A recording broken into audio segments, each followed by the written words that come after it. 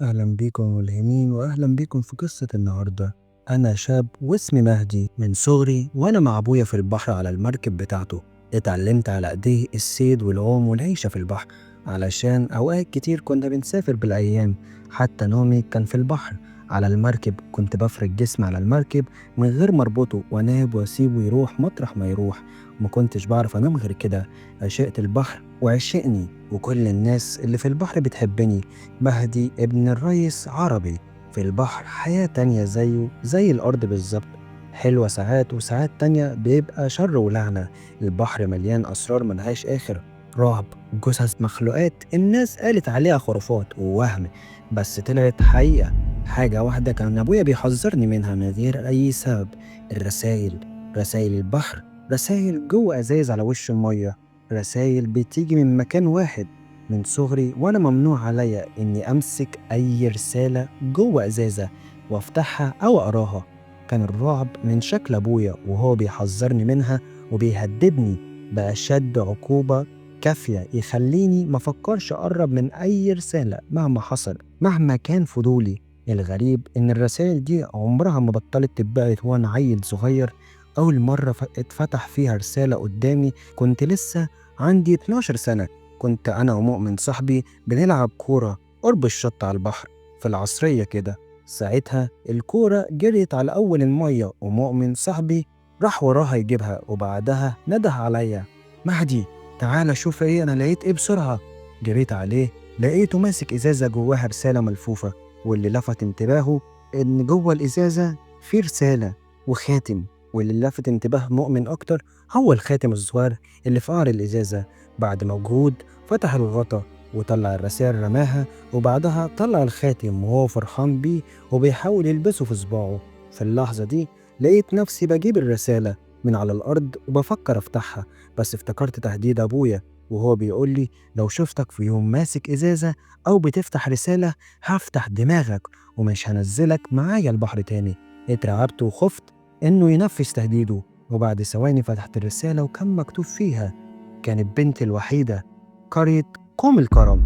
ما فهمتش حاجة، وبعد تفكير بثواني رميت الورقة في البحر وقلت المؤمن وأنا شايف الفرحة في عينيه بالخاتم: أبوك لو شاف الخاتم معاك وعرف إننا فتحنا رسالة هيموتك ضرب. في اللحظة دي بص للخاتم بحزن وقلعه من إيده وفضل باصص عليه لثواني، وبعدين رماه في البحر. تاني مرة فتحت رسالة وأنا عندي 16 سنة. كنا في عرض البحر في رحلة على سفينة في نص الليل، وفجأة جت عاصفة شديدة وأمواج عالية فضلت تهز السفينة والمية ابتدت تدخل السفينة. الرعب سيطر علينا وكنا زي المجانين مش عارفين نعمل ايه بالظبط. واحنا بينا وبين الموت هزة ريح، وفي عز ما السفينة بتتطوح شمال ويمين صرخ واحد مننا وقال: الحق يا ريس عربي، مهدي وقع في المية، مهدي وقع في المية. العوامات اترمت، وفي اللحظة دي شفت الموج بعينيا في جزء من الثانية، مش شايف من المية ولا العاصفة، وأنا كنت هغرق خلاص. من اللي شفته في المية لمحت في جزء من الثانية إزازة على وش المية جواها رسالة، وفي نفس اللحظة ظهر من تحت المية مخلوق غريب أسود، ملامحه ووشه فاضيين كأن السمك كان بياكل فيه. بقه كان فاضي مش ظاهر فيه غير أسنان سودا وبس. اترعبت واتنفضت وحسيت إن المية بتكهربني. ما حسيتش بنفسي غير وأنا جوه العوامة على ظهر السفينة بعد ما طلعوني وبيدوسوا على صدري علشان أطلع المية اللي شربتها. ولما فوقت ساعتها كانت الموجة راحت وعدت والجو هدي خلاص. ولما اطمنوا عليا سابوني أنام، ولمحت على السفينة إزازة جوه رسالة. افتكرت ساعتها منظر المخلوق اللي شفته في المية، ومن غير ما أفكر بعد ما اتأكدت إن أبويا مش قريب مني أخدت الإزازة وفتحتها. لقيت جواها قلم ورسالة. رسالة كان مكتوب فيها: هتموتوا بأبشع الطرق، من أكبر جد لأصغر حفيد، قرية كوم الكرم. وبرضه ما فهمتش حاجة، بس استغربت وفكرت في معنى الكلام. يعني إيه هيموتوا بأبشع الطرق من أكبر جد لأصغر حفيد؟ الكلام من مين والمين أساسا؟ وفين قرية كوم الكرم دي؟ أول حاجة فكرت فيها وإني عاملها تخلص من الإزازة والرسالة علشان محدش يشوفها معايا. بصيت على حافة السفينة وبعد ثواني رميت الإزازة في عرض البحر، وفي اللحظة دي ظهر إيدين طالعة من البحر ومسكت في حافة السفينة، وفجأة ظهر نفس المخلوق الأسود بجزء من الثانية بملامحه الفاضية وأسنانه السودة وجسمه المخرم، والمية بتنزل من جواه بعيون حمرة مرعبة، وفجأة اختفى. وافتكرت وقتها هتموت بأبشع الطرق من أكبر جد أصغر حفيد. افتكرت الجملة دي وبعدها بأيام لما شفت جدي ميت قدام عينيا بأبشع الطرق، كان بقاله سنين مشلول على سريره ومش بيتحرك منه. ساعتها كنت جاي بجري من على البحر والدموع بتنزل من عينيا وسط الناس. بعد ما سمعت الخبر قربت على البيت والناس متجمعين حوالين البيت والصراخ مالي المكان. ولما وصلت باب أوضته شفت أبشع منظر شافته عينيا، جدي نايم على سريره بس مش باين، وملفوف على كل حتة في جسمه عشرات التعابين وعمالة تنهش فيه في كل حتة في جسمه. منظر مرعب خلاني من كتر الصدمة والرعب وقعت من طولي وفضلت شهور فاقد النطق والحركة دي نتيجة اللي شفته. ساعتها محدش عارف التعابين دي كلها دخلت منين وازاي، مع اننا في بيت عيلة وطول الوقت بنطلع وندخل على الأوضة بتاعت جدي، مش بنغيب عنها أبدا غير في وقت نومه. وبعد ما خفيت فضلت سنين ما أقربش من البحر، وبسبب المرض اللي جه لأبويا والرزق اللي قل نزلت البحر تاني. ساعتها قررت إني مفكرش في موضوع الرسايل ده ولا أقرب من أي إزازة تقابلني في المية. قابلتني أزايز كتير ورسائل كتير وكنت دايما بتجاهلها، ولما كنت ببقى في البحر بالليل كان بيتهيألي حاجات غريبة وبشوف حاجات أغرب ومخلوقات مرعبة وناس حقيقة كأنها بتستغيث أو بتلومني. كنت رغم الرعب والأسئلة اللي جوايا بتجاهل لحد ما جه اليوم اللي مش عارف استوعب اللي حصل فيه. لحد دلوقتي كنا راجعين على المركب أنا وأبويا والرجالة وفي أول الليل وقربنا نوصل وكنا فرحانين وعمالين نغني يا مهون هون يا مهون هون على طول، وقعدنا نغني حبة حلوين. والريس عربي قال لو ما روقتش في شبكة ابني هروق امتى يعني، وعملنا دور شاي كمان ليلتها وليلنا كان طويل. بعدها أبويا بصلي وعينيه بتلمع من الفرحة وقال لي والله كبرت يا مهدي، هعمل لك ليلة في البلد الكل يحلف بيها. وقرب عليا علشان ياخدني في حضنه، وفي اللحظة دي طلع من المية مخلوق غريب ومرعب، مش حوت مش قرش مش حورية، مخلوق لا يمكن يتوصف. وبجزء من الثانية خطف أبويا من على المركب وضمه بإيده اللي تشبه السكاكين أو الأسنان الضخمة وبدأ ياكله ونزل بيه المية بسرعة غريبة.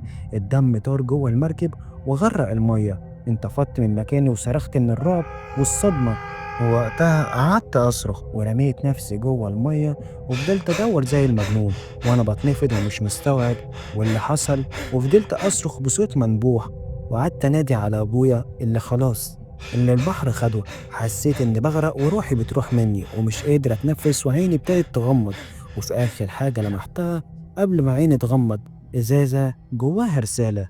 فتحت عينيا وأنا على سريري ووشي مليان دم وسط صراخ أمي على أبويا. ما كانش حلم، وأبويا فعلا مات بأبشع الطرق وحتى من غير جثة تدفن.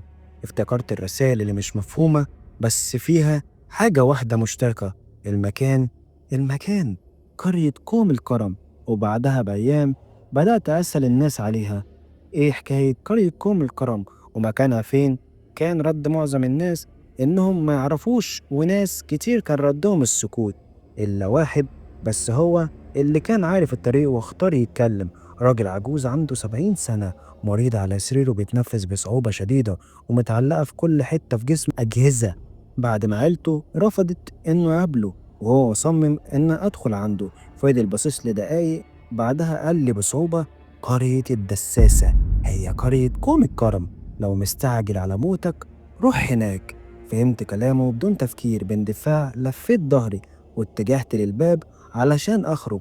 لقيت أهله بيشاورولي عليه إنه عايز يقول لي حاجة. لفيت وبصيت عليه لقيته رافع إيده وبعدين قال بملامح حزن وندم اعتذر لها. طلعت من جوه وأنا مش فاهم هو قال اعتذر لمين. وأول حاجة عملتها رحت البحر على طول، ركبت المركب واتحركت. كنت في أول الليل. الدساسة أكبر ساحرة وعين عليها محدش عارف هي عايشة ولا ميتة. قرية الدساسة هي أقرب قرية لينا، بينا وبينها البحر، قرية ملعونة ما فيهاش ناس، محدش بيقرب لها، محدش عارف حصل فيها إيه خلاها توصل للحالة دي. وفي يوم وليلة بقت فاضية وكل الناس بتخاف تقرب منها. كنت في أول الليل ما حسيتش بخوف، ولما قربت بالمركب للقرية بس حسيت بحاجة غريبة، وصوت وشوشة وهمس، ركود غريب في المية، بس المية بتتهز كأن حد ماشي تحتيها بالظبط. وكل ما قرب صوت الوشوشة ده يزيد، وفجأة لمحت إزازة جواها رسالة، ولما قربت أكتر لقيت الرسائل بتزيد، عشرات الأزايز بتزيد بشكل غريب وتغطي المية. وبصيت جنب المركب في بقعة صغيرة ما فيهاش أزايز، قربت وش ليها وبصيت، وفجأة خرج من البحر وش طفل صغير باصصلي بغضب. اتفزعت من مكاني ووقعت في المية من كتر الرعب. وفي اللحظة دي صوت الوشوشة زاد تاني، وسمعت صوت مزعج مش بيوقف، وسمعت صوت غريب كأن حد بيجري ورايا. فضلت أعوم بسرعة غريبة وأنا مرعوب لحد ما وصلت للبر. طلعت بسرعة من قبل ما ارفع رجلي من المية لقيت حاجة مسكتها ومسكت في رجلي وكلبشت فيها. فضلت أصرخ من الخوف والألم، وبعد ثواني رجلي اتثابت وطلعت بره المية ودخلت جوه القرية. ظلام تام وأصوات غريبة ومش عايزة تقف. وأول حاجة شفتها يافطة كبيرة مغطيها التراب ومكتوب عليها قرية كوم الكرم.